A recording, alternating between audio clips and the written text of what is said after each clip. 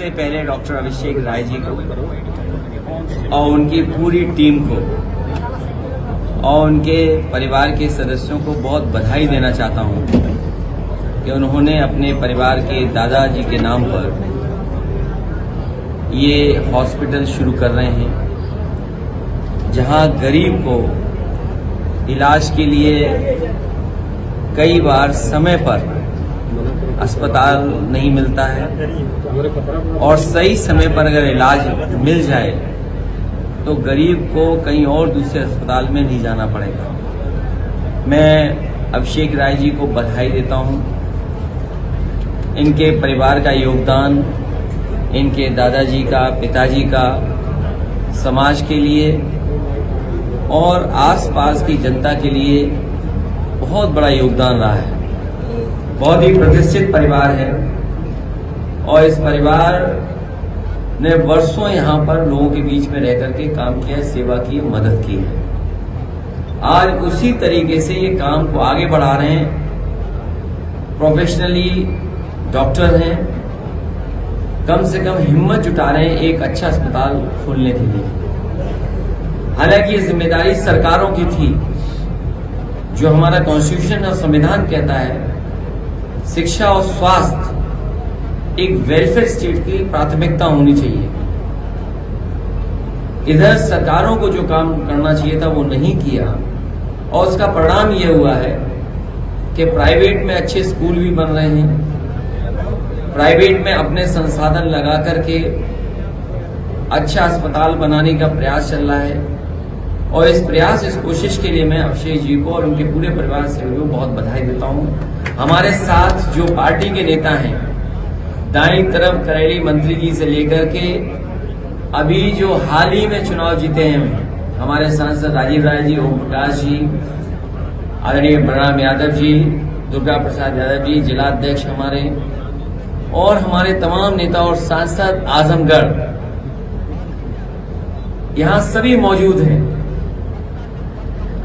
आज जरूर इस अस्पताल का उद्घाटन हो रहा है। मुझे पूरा भरोसा है कि डॉक्टर अभिषेक जी, जो समाजवादी पार्टी के स्पोर्ट्स पर्सन की तरह पैनलिस्ट हैं, पैनल पे जाते हैं, कई चैनलों पे अपनी पार्टी का पक्ष रखते हैं, आज जो ये शुरुआत लालगंज में कर रहे हैं, इससे बहुत गरीब जनता को लाभ मिलेगा। समय पे इलाज मिलना ही सबसे बड़ी चुनौती है और मुझे उम्मीद है कि समय पर इलाज मिलने से न केवल जीवन बचता है बल्कि कई बार गरीब को अपना पूरा संसाधन लगाना पड़ता है, उससे भी बचने का काम होगा। मैं अपने पत्रकार साथी से कहूंगा, नेताजी ने और आजमगढ़ के लोगों ने समाजवादी सरकार में यहाँ बहुत बड़ा मेडिकल कॉलेज बना था। समाजवादी सरकार बनी थी, उसको फंड्स दिए गए थे, बजट दिया गया था और कोशिश की गई थी कि पूर्वांचल का और आसपास का अच्छा मेडिकल कॉलेज बनकर के तैयार हो जाए। इसके साथ साथ जौनपुर का मेडिकल कॉलेज भी समाजवादी सरकार का दिया हुआ था। मुझे याद है गाजीपुर में जब मैं गया था 100 शैय्या अस्पताल के उद्घाटन में, उस समय हम लोगों ने कहा था कि इसी अस्पताल को आगे बढ़ाएंगे और मेडिकल कॉलेज बनेगा।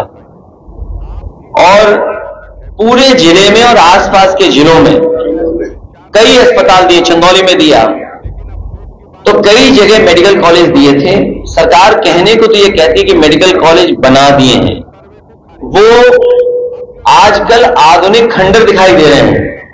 उनके अंदर न डॉक्टर्स हैं, न प्रोफेसर्स हैं, न टेक्निकल स्टाफ है, न नर्सेज हैं, न दवाई है, न मशीन है, और अगर मशीन भी है तो चलाने वाले लोग नहीं हैं। तो इसलिए ये जो मेडिकल कॉलेज बनाए जो इतने बड़े पैमाने पर, उसमें गरीबों का इलाज नहीं हो पा रहा है। आपके विधानसभा में वहां भी बड़ा बना था चल रहा है और कोविड में काम आया था, वो याद है कि नहीं याद है? और आपका मेडिकल कॉलेज भी, ये मेडिकल कॉलेज अच्छा चल जाए, मेडिकल हॉस्पिटल अच्छा चल जाए तो गरीब जनता को बाहर नहीं भागना पड़ेगा, न बनारस जाना पड़ेगा, न दिल्ली लखनऊ जाना पड़ेगा, इलाज नहीं मिल जाएगा। यही प्रयास समाजवादियों का रहेगा। और ये तो मेडिकल कॉलेज है, जो अस्पताल बनाए थे पीएससी, सीएससी, जो पैरासिटामोल की बात कर रहे हो आप, कई जगह बीमार आता और बताता बीमारी ये और दवाई डॉक्टर देते दूसरी। तो सोचिए आप, और सरकार दवाई भी नहीं दिला पा रही है। इसीलिए हम अभिषेक राय जी का धन्यवाद देंगे कि इन्होंने दादाजी के नाम पर और अपने संसाधन से ये बड़ा प्रयास किया है। यहाँ पर लोगों को इलाज समय पर मिल जाएगा तो उनकी जान बच जाएगी। 2027 का चुनाव होने जा रहा है। बीजेपी ऐसी घबराई हुई है कि उन्हें पता ही नहीं लग रहा है कि किस दिशा में जाएं। और इन परिणामों के आने के बाद समाजवादी लोग जितना जनता के बीच में रहेंगे उतना ही जनता का समर्थन आने वाले समय में मिलेगा।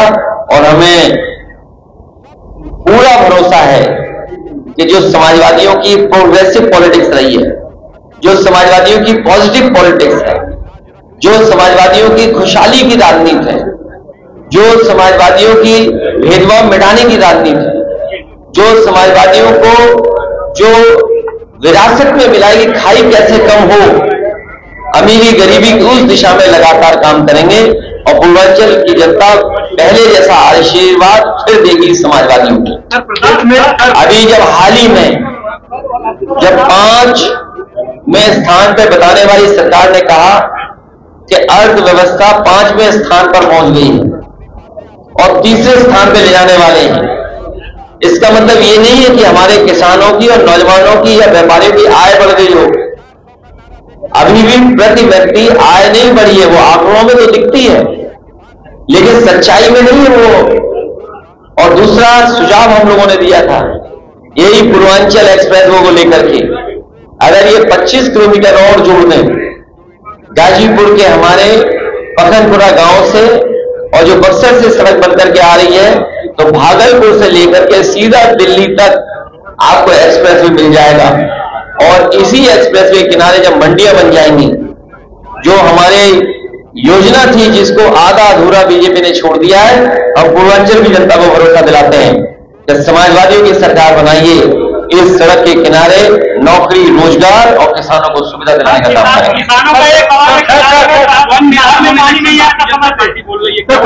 आपको तो समझ लेना चाहिए, जो लोग कह रहे हैं 1 नेशन 1 इलेक्शन, कई प्रदेशों का चुनाव नहीं करा पा रहे। और आप सच्चाई पता करना, उत्तर प्रदेश की सरकार मुख्यमंत्री तो तैयार थे अभी से चुनाव में जाने के लिए, चुनाव ही नहीं घोषित हुआ तो वो जो तैयारी कर रहे थे ट्रांसफर कर करके, और सोचिए क्या ट्रांसफर कर रहे हैं, एमवाई ढूंढ रहे हैं कि अगर उन्हें एमवाई दिख जाए तो उसका ट्रांसफर कर दें। पीडीए ने एमवाई को हराया है। अब आप पूछोगे एमवाई क्या है? दिल्ली वाले और लखनऊ वालों को हराया है पीडीए ने। और सोचिए आप, बगल में प्रधानमंत्री जी का क्षेत्र है बनारस, गंगा एक्सप्रेसवे चल रहा है, मेरठ से प्रयागराज चला जा रहा है। और ये जो हमारा नोएडा से आगरा लखनऊ एक्सप्रेसवे से पूर्वांचल एक्सप्रेसवे चल रहा है, वो गाजीपुर होकर के बिहार चला जा रहा है। लेकिन अभी तक प्रधानमंत्री का क्षेत्र नहीं जुड़ा। बताइए आप, तो आप खुद समझ सकते हो कि उनके अंदर भी तालमेल ठीक नहीं चल रहा है।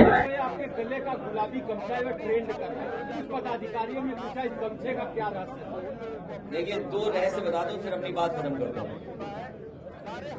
चुनाव में मुझसे एक ने पूछा कि आप गमछा क्यों पहने हुए हैं ये, और दूसरा उन्होंने कहा इतनी गर्मी है उसमें सदरी क्यों पहने हुए। तो मैंने उस साथी से कहा कि कभी कूलर देखा है आपने?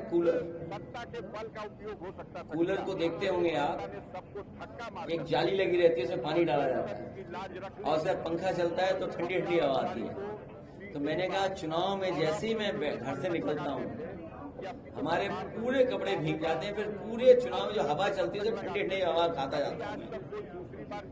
और गमछे का राज ये है कि इसमें आशीर्वाद भी छिपा हुआ है और बहुत से साधु संतों का, क्योंकि लाल रंग ही बहुत करीब है इसलिए आशीर्वाद है।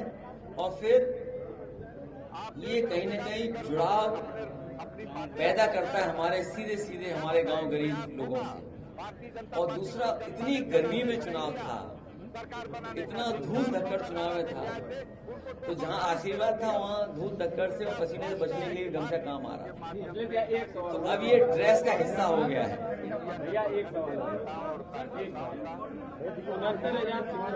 ये कहा कि सारी प्रक्रिया 3 महीने के अंदर पूरी करके नए तरीके से कामों करें, तो क्या आप इसके अगेंस्ट जाएंगे या इससे का? मुझे उम्मीद है जो बच्चों की मांग है उनके साथ नाइंसाफी नहीं होगी, उनको हक मिलेगा। जो उनकी आरक्षण की लड़ाई थी, जो भेदभाव का सूची बनाई थी सरकार ने, हमें उम्मीद है कि उन बच्चों को न्याय मिलेगा। उन बच्चों ने बहुत लंबा संघर्ष किया है, शायद इतना बड़ा आंदोलन, इतने लंबे समय तक आंदोलन किसी ने नहीं किया होगा जितना 69,000 वाले शिक्षक भर्ती वालों ने किया है। उन्हें कहाँ नहीं परेशान होना पड़ा।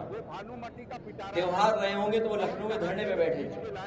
कई त्योहारों पे उन्हें अपमानित करने का काम किया गया। मुख्यमंत्री आवास गए अपनी बात को कहने के लिए, उन्हें अपमानित होना पड़ा। मंत्रियों के यहाँ गए, वहां अपमानित होना पड़ा। हम लोगों से जितने भी पॉलिटिकल लीडर हैं, सबसे अलग अलग समय पे अलग अलग ग्रुप मिला है। आज उन्हें न्याय मिला है। हमें उम्मीद है कि सरकार उनका न्याय देगी, उनके साथ नाइंसाफी नहीं करेगी और सरकार ये भी आगे ध्यान रखेगी कि इस तरह का भेदभाव किसी के साथ नहीं हो। मैंने उसमें कहा है कि किसी भी तरह का संविधान से दिया हुआ आरक्षण में छेड़खानी स्वीकार नहीं कर सकते।